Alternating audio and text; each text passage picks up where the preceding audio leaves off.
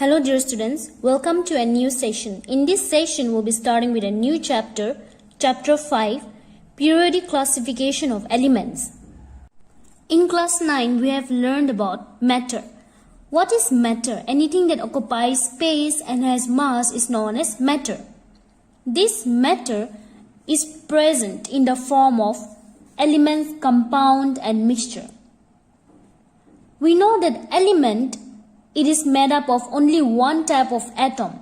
Compounds are made up by combination of one or more type of elements, and mixture it is also same as the compound, which is made up of combination of two or more elements.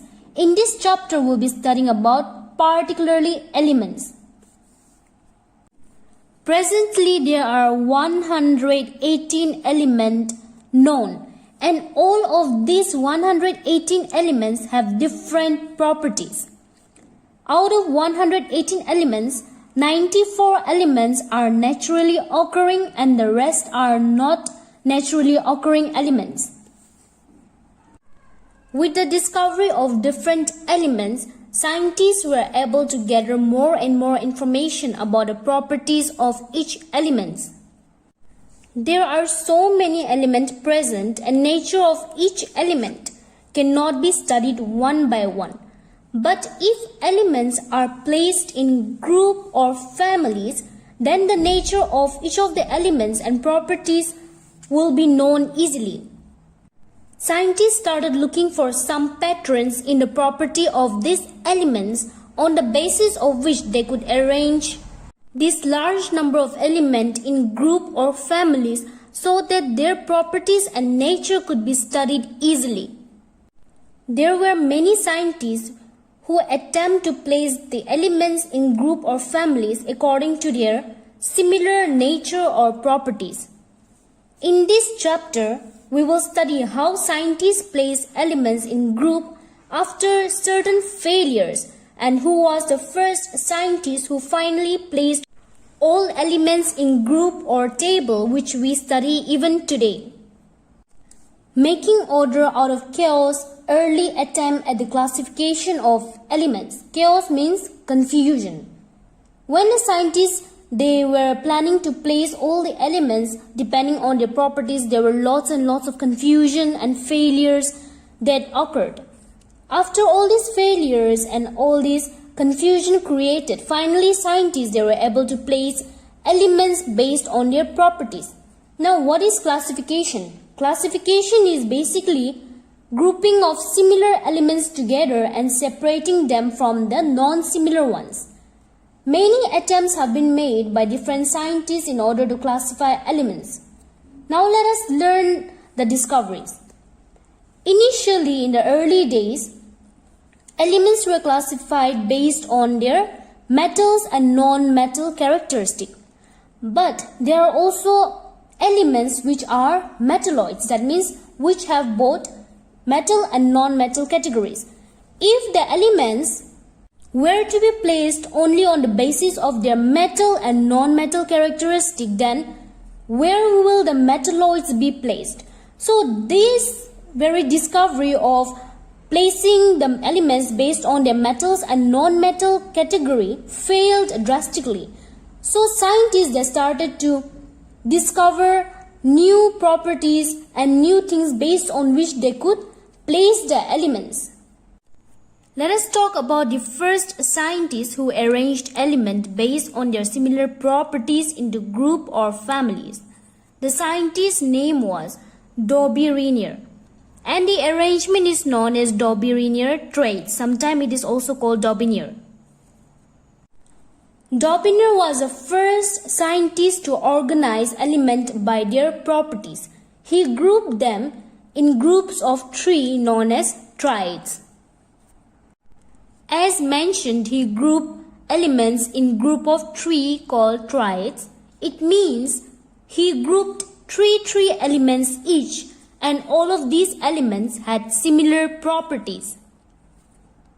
For example, he placed 3 elements first, then again he placed 3 elements, and so on. He placed three elements each. He also said that the atomic weight of the middle element will be the average weight of the first and second element. That means the average weight of first and second element will be the weight of the middle element in this way.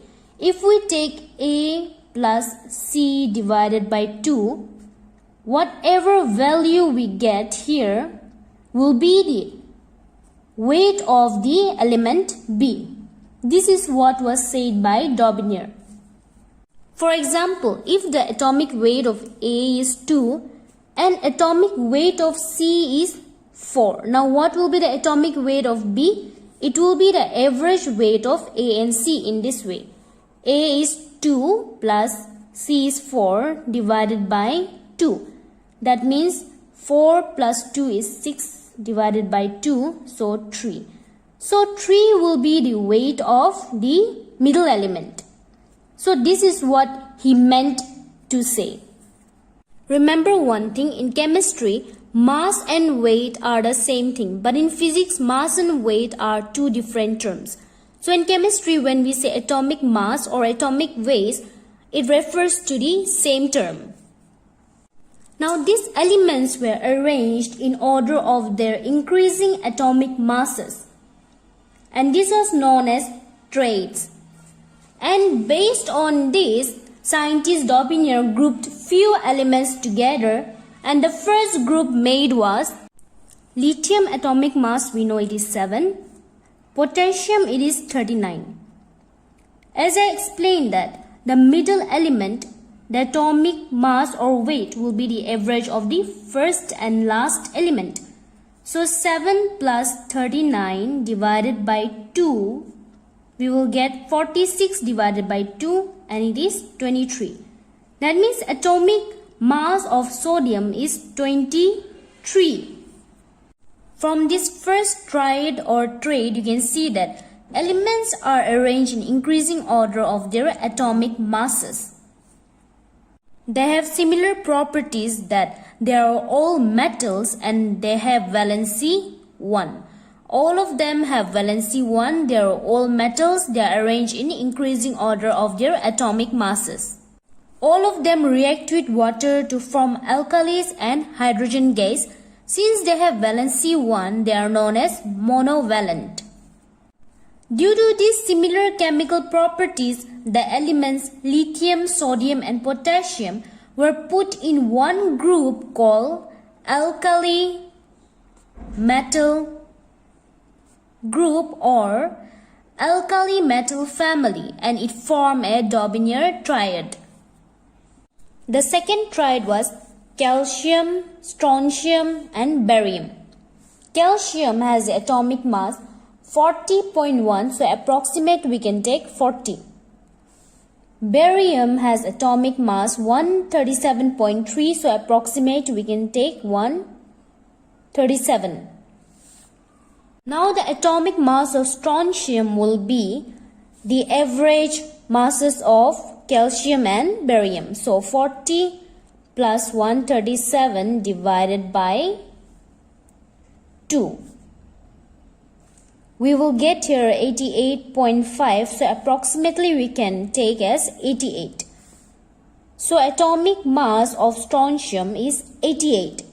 Now all of them have similar properties, and you can see that they are arranged in increasing order of their atomic masses.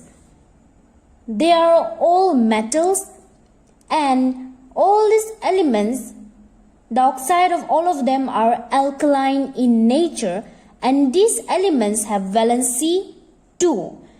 All of them have valency 2, that means they are known as divalent. And they are known as alkaline earth metal group or alkaline earth metal family.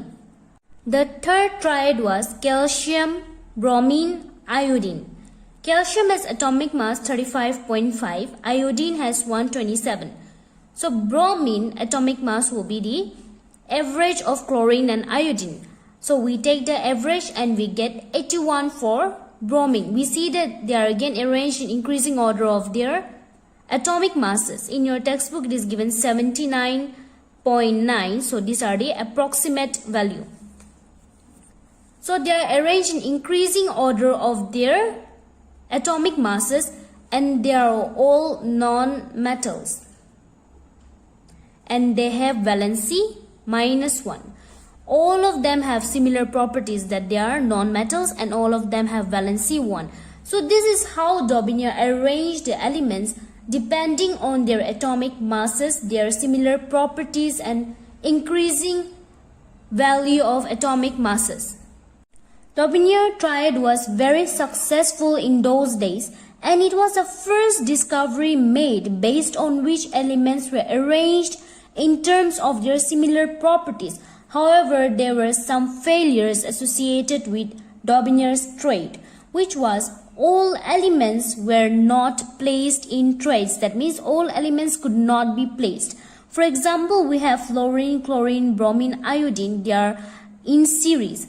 But only chlorine, bromine, iodine were placed in triads. What about fluorine, chlorine and bromine? Fluorine has atomic mass 19, bromine has 80. Bromine, you can take 81, 79.9. It is just the approximate value, so it is not to be confused. So fluorine and bromine, if we take the average of fluorine and bromine, we get 45.5.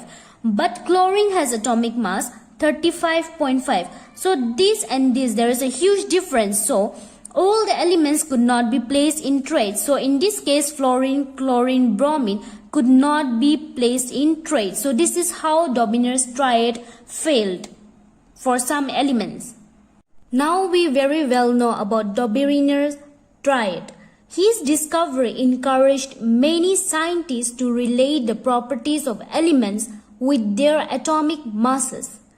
During those times, many scientists were performing the experiment or were discovering his theory. Daubigny made his discovery in 1829, and after many years, almost 30 to 40 years, one more scientist, Newland, also made his discovery in 1864. Newland also arranged the element in order of the increasing atomic masses and found that the properties of every element are similar to the properties of the first element. Newland was a music lover. He mixed music with chemistry. Every music, no matter Hindi or English, has 8 notes. There are actually 7 notes. The 8th note is the repetition of the first note. And this 8th note in together or in series, it is known as octave. This is how Newland gave the name Newland law of octave. You can see the note, that is sa, re, ga, ma, pa, dha, ni, sa. The 8th note is the repetition of the first. Even in English, do, re, mi, fa, sol, la, di, do. The 8th is the repetition of the first note. Newland arranged elements in order of these 7 notes. After 7 notes, the 8th note is a repetition, so he decided if we arranged elements in order of increasing atomic masses or weight, then every 8th element will have properties similar to the first element starting from anywhere. This was known as Newland law of octave. Newland arranged elements in this manner: hydrogen, lithium, beryllium, boron, carbon, nitrogen, oxygen, fluorine, sodium, magnesium, aluminium, silicon, phosphorus, sulfur. If you remember the element table which I gave you on the first day, after hydrogen there should be helium, and after fluorine there should be neon.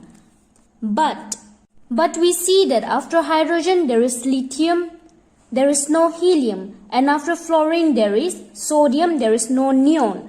Why is that so? If you see periodic table, helium, neon, argon and all these last line, they are noble gases, and during those time, Newland period, those time, noble gases were not discovered. This is the reason why helium and neon is not present on the table.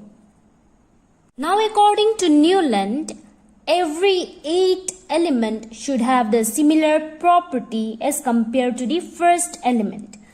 Let us count 1, 2, 3, 4, 5, 6, 7, 8. That means fluorine and hydrogen will have the same property. Suppose we count from here 1, 2, 3, 4, 5, 6, 7, 8.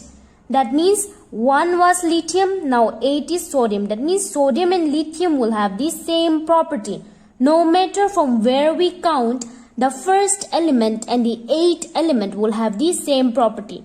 Let us count from here 1, 2, 3, 4, 5, 6, 7, 8. We started from magnesium 1 and we ended here calcium 8. That means magnesium and calcium will have the same property.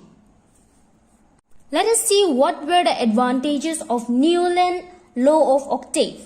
For the first time, elements were arranged in increasing atomic weight.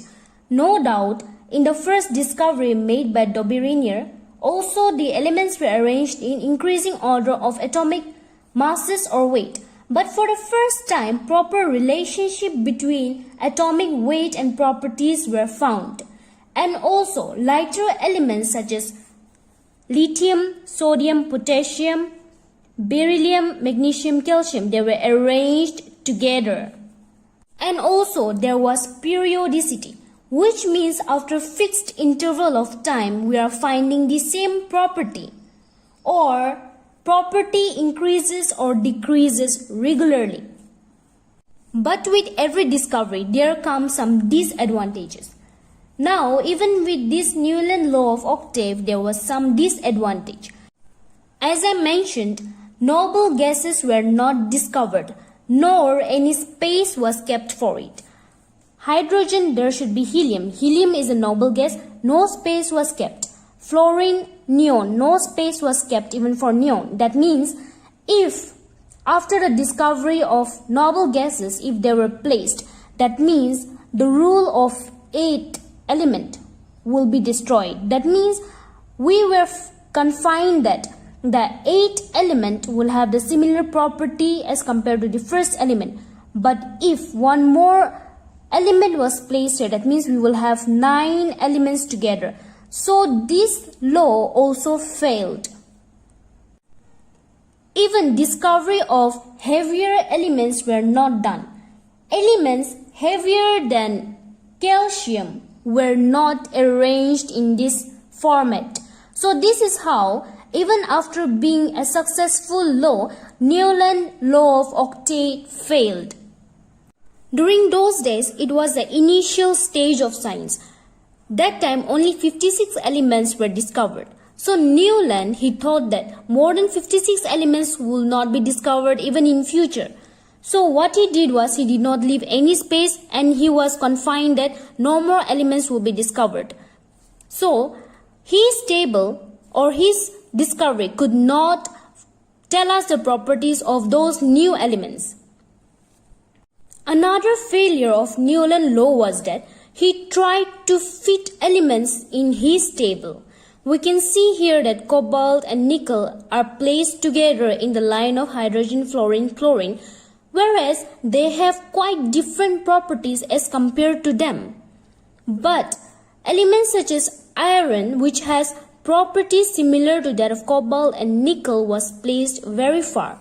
So with the discovery of even noble gases, Newland law of octave failed drastically.